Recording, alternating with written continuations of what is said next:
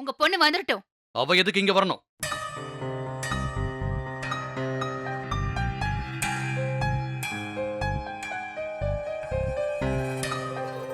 இதோ வந்துட்டால. என்கிட்ட கேட்டீங்களே ஒரு கேள்வி, அது அவகிட்ட கேளுங்க. ஏன் எல்லாரையும் இங்க உட்கார வச்சிருக்கேன்னு.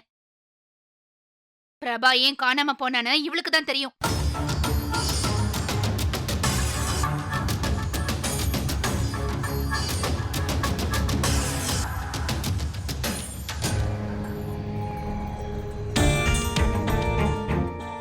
சொல்லு, பிரபா எங்க போயிருக்கான்? இந்த அதற்ற வேலை வேண்டாம்னு சொல்லி வைங்க மாமா.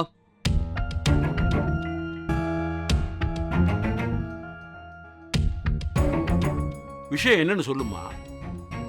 சின்ன பிள்ளைகிட்ட போய் சத்தம் போட்டுக்கிட்டு இருக்க. பிரபா எங்க போயிருக்கான்னு இவளுக்கு தான் மாமா தெரியும். அப்ப இவகிட்ட தானே கேட்கணும். அவகிட்ட போய் என்னத்தை கேட்க போற? இந்தாங்க, படிச்சு பாருங்க.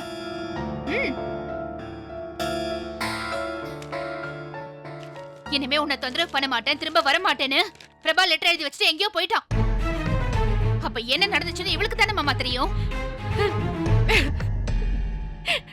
சக்தி அழாதடா.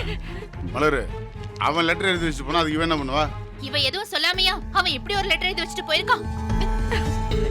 ஏய், என்னடி சொன்ன அவன? ஏய் கத்தாத. சக்தி, என்னம்மா சண்டை? அவனை காணோன்னு பதட்டத்துல கேக்குறா, என்னன்னு சொல்லு. மாமா, அவன் தான் தேவையில்லாம திரும்ப திரும்ப என்கிட்ட வந்து பேசினான். Facebookல என் போட்டோவை போட்டான். என்ன சந்தேகப்பட்டு என்ன தப்பா பேசினான். அதான் கோவமா பேசினேன்.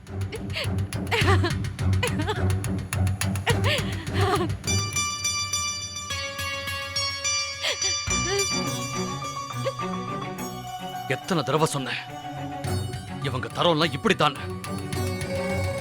கேட்டாளா? அனுபவிக்கிட்டோம். சாக்கடைக்கு போனா நாரத்தான் செய்யும். இப்ப பாரு, எவ கேக்குற கேள்விக்கோ குற்றவாளிய மாதிரி பதில் சொல்லிட்டு நிக்கிறா. எல்லாரும் அதை வேடிக்கை பாக்குறீங்க. யாரு சாக்கடை? கல்யாணம் பண்ண பொண்டாட்டி கண்டவன் கூட பேசினா எந்த புருஷனா இருந்தாலும் கேட்கதான் செய்வான்.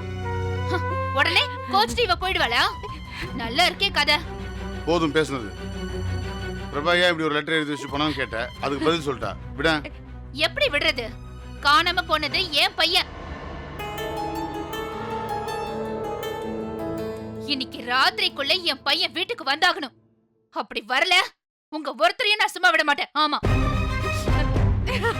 சக்தி, நீ உள்ள போடா.